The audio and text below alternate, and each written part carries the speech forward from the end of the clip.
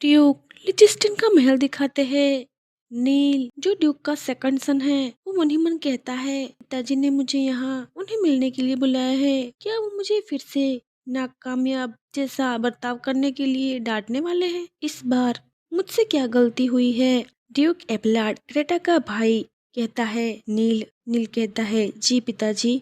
Duke एबलार्ड कहता है, high priest आपको अपनी एकेडमी में शामिल होने के लिए आमंत्रित कर रहे हैं और मुझे ये भी पता चला है कि सम्राट का नाजायज बेटा भी उसमें शामिल होने वाला है। मैं चाहता हूँ कि तुम स्कूल जाओ और उस तुच्छ कमीने राजकुमार से मिलो, उसके हाव भाव चाल ढाल और उसके हर काम पर नजर रखो, फिर मुझे रिपोर्ट करोगे। नील मन ही मन कहता है, आखिरकार पिताजी अब मुझे सिर्फ डांटने के लिए नहीं बुला रहे हैं जैसा वो पहले किया करते थे। ड्यूक कहता है, इस काम को अच्छे से करना, क्योंकि तुम ही मेरे एक अकेले ऐसे बच्चे हो जिसके पास स्पिरिट पावर है। तो इस मौके का फायदा उठाओ और एक ऐसे बेटे बनो जिस पर मुझे गर्व महसूस हो। नील कहता है, जी पिताजी, मैं इस काम को अपनी पूरी काबिलियत से करूंगा ताकि मैं एक ऐसा बेटा बन सकूं जिस पर आप गर्व कर सके। जयकार्ता का शाही महल दिखाया जाता है। पहली रानी कहती है, महाराज इसे खाकर देखिए। ओहो, आप कितनी शरारती है माय लॉर्ड। जोको कहता है, लेकिन मैं क्या करूं, तुम्हें देखकर मेरा दिल पिघल जाता है मेरी प्रिय। तभी जोको का छोटा भाई डिका वहां पर आता है। डिका कहता है, गुस्ताखी माफ हो महाराज, आपके संरक्षण में मैं आपसे ये आज्ञा चाहता हूँ कि मुझे उस एकेडमी में शिक्षा प्राप्त करने की परमिशन दे जिसकी स्थापना हाल ही में हाई प्रीस्ट ने की है। जोको कहता है, क्या हाई प्रीस्ट ने कोई नई स्कूल खोली है? तो मैंने उसके बारे में पहले कभी क्यों नहीं सुना? पिका कहता है, हाई प्रीस्ट ने हाल ही में उन लोगों के लिए एक खास एकेडमी बनाई है जिनके पास स्पिरिट की शक्ति है। मुझे पता चला है कि उनका मकसद इस खास टैलेंट को सही रास्ता दिखाना और ट्रेनिंग देना है। जोको कहता है, हाँ, तो क्या इथेलियस के सम्राट का बेटा जिसके पास अर्थ स्पिरिट की पावर है वो भी इस एकेडमी में शामिल होने वाला है क्या?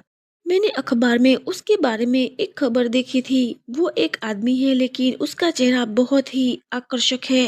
तुम्हारा उसके बारे में क्या ख्याल है? डिका कहता है, मुझे नहीं पता है महाराज, पर शायद वो आकर्षक हो सकता है, आखिर वो मेरी ही तो उम्र का है। जोको कहता है, क्या आपको लगता है कि वो मेरी चौथी पत्नी बनने के लायक है? डिका कहता है, मैंने ये अफवाह सुनी है कि थेलियस के सम्राट अपने बच्चों से बहुत ज्यादा प्यार करते हैं। मुझे नहीं लगता कि वो अपने बेटे को इतनी आसानी से किसी को सौंप देंगे। आखिर पूरी दुनिया में वही एक अकेला है जिसके पास अर्थ स्पिरिट की पावर है। डिक्का मन ही मन कहता है, किसी भी कीमत पर इथेलियस का सम्राट अपने बेटों को मेरे भाई के हवाले नहीं करेगा। आखिर वो उसे एक ऐसे राजा के हाथों में क्यों सौंपना चाहेगा जो एक मूर्ख और जालिम के रूप में बदनाम है और जिसे सिर्फ रखेल इकट्ठे करने का शौक है। चोको कहता है, वैसे मैंने ये भी सुना है कि उनकी खूबसूरत बेटी भी है। शायद मुझे उसे अपनी चौथी रानी बना लेना चाहिए।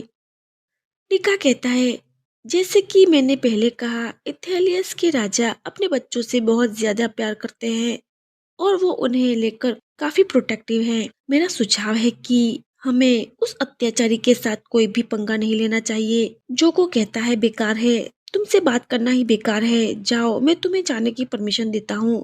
साइन करने के लिए जो भी डॉक्यूमेंट्स हैं वो मेरे कमरे में भिजवा देना। डिका कहता है, जी बहुत बहुत धन्यवाद महाराज।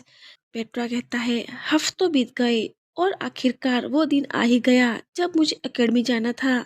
मार्टिना कहती है, पेट्रा अपना ख्याल रखना, अगर तुम्हें किसी भी चीज की जरूरत हो तो हमें बताने में जरा भी हिचकिचाना मत। पेट्रा कहता है, मैं अपना ख्याल रखूंगा सिस्टर मार्टिना, आपको मेरी चिंता करने की कोई जरूरत नहीं है। मार्कस कहता है, पेट्रा मैंने तुम्हें जो कहा था उसे याद रखना। लियाम कहता है, बुरे लोगों से दूर रहना और किसी अनजान आदमी से बात मत करना। मार्कस कहता है, और सबसे जरूरी बात की किसी भी मर्द पर भरोसा मत करना। लियाम कहता है, पिताजी सही कह रहे हैं, अगर कोई भी घटिया आदमी तुम्हारे करीब आने की कोशिश करे तो मुझे बता देना, मैं उन कमीनों से छुटकारा दिला दूंगा।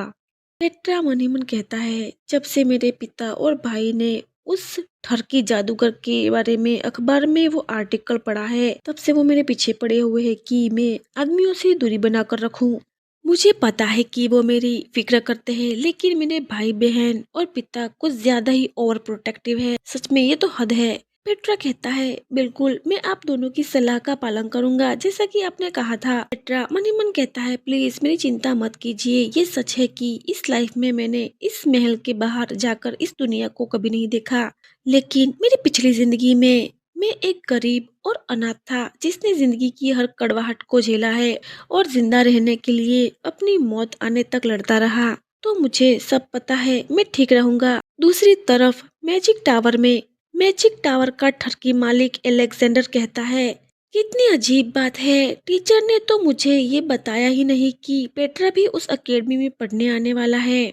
बिल्कुल मैं उस गोल्डन चांस को अपने हाथों से फिसलने नहीं दे सकता। ओहो, मेरे दिल के प्यारे रत्ना, प्लीज अपने इस फ्यूचर पति का इंतजार करना। हमारी मुलाकात अब तक की सबसे रोमांटिक मुलाकात होने वाली है। मुझे पता है कि आपका दिल मुझसे मिलने के लिए तड़प रहा होगा, क्योंकि मैं भी जानता हूँ तुम मुझे मिलने के लिए कितने उतावले हो रहे हो।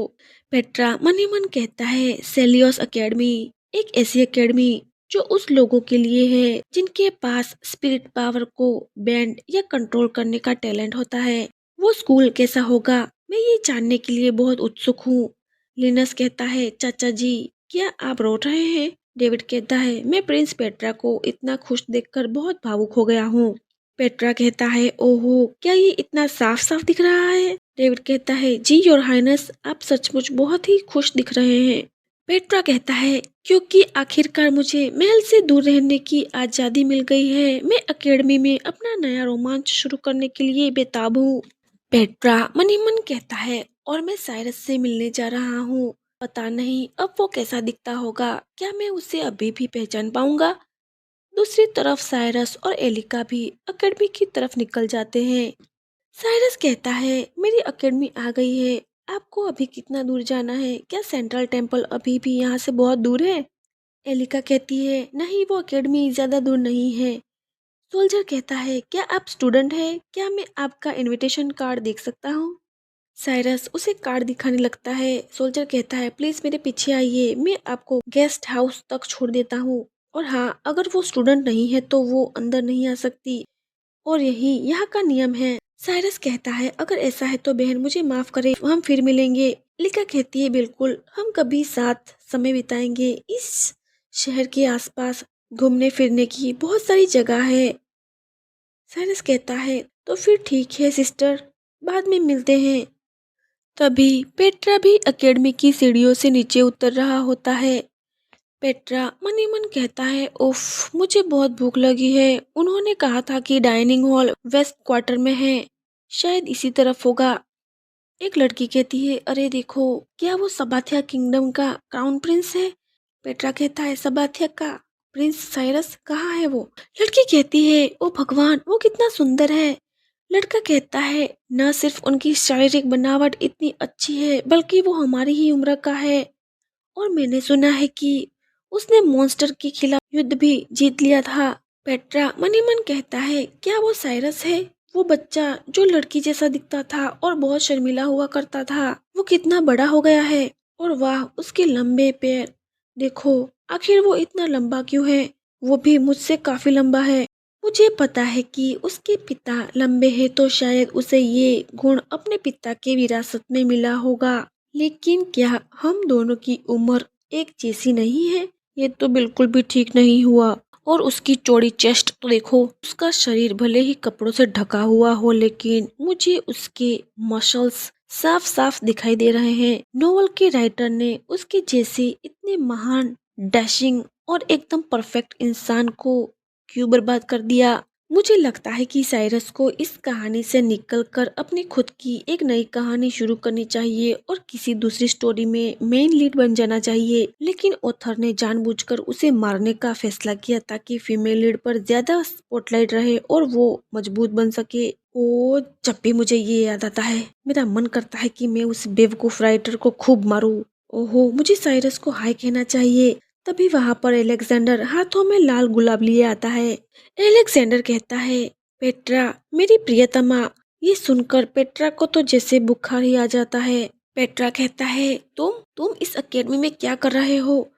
मुझे तो बताया गया था कि बाहरी लोगों को अकेडमी के अंदर आना मना है। एलेक्जेंडर कहता है, क्यों? बेशक अपनी होने वाली पत्नी का वेलकम करने के लिए यही एक अच्छी वजह है मेरी इस अकेडमी में शामिल होने के लिए। साइरस मन ही मन कहता है, ये शोर क्यों हो रहा है? एलेक्जेंडर कहता है, पेट्रा मुझे तुम्हारी बहुत याद आई। ये लाल गुलाब का मनमोहक गुलदस्ता तुम्हारे लिए मेरी प्रियतमा। भले ही इसकी सुंदरता आपकी सुंदरता के बराबर ना हो, फिर भी मैं चाहता हूँ कि आप मेरा ये प्रेम से भरा हुआ उपहार स्वीकार करें। पास खड़ी लड़की कहती है, क्या वो डेटिंग कर रहे हैं? ये कितना रोमांटिक है। ये सब देखकर साइरस का दिल धड़कना बंद कर देता है। साइरस मन ही मन कहता है, अपने लेटर में पेट्रा ने कहा कि वो पहले से ही किसी और से प्यार करता है, तो क्या वो आदमी उसका प्रेमी है? सीन चेंज होता है। पेट्रा मन ही मन कहता है, ओहो, मैं उस ठरकी जादूगर की वजह से मैं साइरस को हाय भी नहीं कह पाया। मुझे वो रात के खाने पर भी नहीं मिला। शायद कल उससे मिलने का मौका मिल जाए। खैर, काफी देर हो चुकी है और मैंने अभी तक अपने रूममेट को नहीं देखा। मैं सोच रहा हूँ कि मुझे किस तरह के इंसान के साथ अपना कमरा शेयर करना पड़ेगा। उम्मीद है कि हम अच्छे से घुल मिल जाए और वो उस तरह का इंसान ना हो जो मुझ जैसे नाजायज से नफरत करे। तभी दरवाजा खोलकर डिका वहां आता है। डिका कहता है, हेलो, मैं ही इस कमरे में रहने वाला हूँ। पेट्रा कहता है, वेलकम, मैं पेट्रा वन ओसवाल्ड हूँ। ओह, तो यही इथेलियस का फेमस प्रिंस है जो इस दुनिया में एकमात्र अर्थ स्पिरिट का पावर यूज कर सकता है। मेरा नाम डिका वीरिया महेश्वरम है। आप मुझे डिका कह सकते हैं। पेट्रा कहता है, मुझे उम्मीद है कि हम अच्छे दोस्त बनेंगे। आपका नाम पूर्वी महाद्वीप के लोगों के नामों जैसा लगता है। क्या आप जयकर्ता साम्राज्य से हैं? डिका कहता है, हाँ बिल्कुल, मैं वहीं से हूँ। पेट्रा कहता है, ये मेरी पहली मुलाकात है जब मैं पूर्वी साम्राज्य के किसी व्यक्ति से मिल रहा हूँ। मैंने सुना है कि वहाँ सिर्फ दो ही मौसम होते हैं, मॉनसून और समर। मैंने ये भी सुना है कि वहाँ का खाना अपने लाजवाब स्वाद के लिए मशहूर है। डिका कहता है, हाँ ये सच है, इस जगह की तुलना में वहाँ ज्यादा गर्मी रहती है। पेट्रा कहता है, सचमुच? और पूर्वी क्षेत्र में पाए जाने वाले कई अनोखे पौधे कहीं और नहीं मिलते? डिका कहता है, हाँ, हमारे पौधे यहाँ से बिल्कुल अलग होते हैं। पेट्रा कहता है, वाह, मैं बहुत एक्साइटेड हूँ। वहाँ और कैसे कैसे पेड़ पौधे होंगे? पेट्रा मन ही मन कहता है, ऐसा लगता है कि उसे फालतू की बातें करना पसंद नहीं है और उसका जवाब भी रूखा है, लेकिन वो कोई बुरा इंसान नहीं लग रहा। दूसरे दिन क्लास में पेट्रा मन ही मन कहता है, इस दुनिया में स्पिरिट पावर आने के बाद से सदियां बीत चुकी है, फिर भी मेरी उम्र के बहुत कम लोग ऐसे हैं जिसके पास ऐसी शक्ति है। सच कहूँ तो मुझे इससे ज्यादा हैरानी नहीं हुई, क्योंकि मुझे पता चला कि स्पिरिट पावर के पहले बेंडर्स की अपनी संतान थी, फिर भी उन सभी को अपने पूर्वजों की शक्ति विरासत में मिलने का सौभाग्य प्राप्त नहीं हुआ। और फिर भी उन स्टूडेंट को तीन पार्ट्स में डिवाइड किया जाएगा, ड्रैगन, लायन और पेगासस। हर क्लास के लिए स्टूडेंट को रैंडमली चुना जाएगा, चाहे उनकी पावर कितनी भी स्ट्रॉन्ग क्यों ना हो। मैं ड्रैगन क्लास में रहूंगा, जबकि मेरा रूममेट डिका लायन क्लास में रहेगा। मैं सोच रहा हूँ कि साइरस आखिर कौन सी क्लास में जाएगा। पेट्रा के आगे बैठे हुए दो स्टूडेंट बात करते हैं। पहला कहता है, मुझे तो यकीन नहीं हो रहा हम जैसे नोबल को इस पुराने बदसूरत और खटारा हॉस्टल में कैसे डाल सकते हैं। और तो और मुझे एक आम मामूली इंसान के साथ अपना कमरा शेयर करना पड़ रहा है। दूसरा कहता है, अमीर और गरीब स्टूडेंट के कमरे अलग अलग होने चाहिए। वे बदबूदार और कंगाल होते हैं। हमारे साथ ऐसा बर्ताव हम नोबल्स की तौहीन है।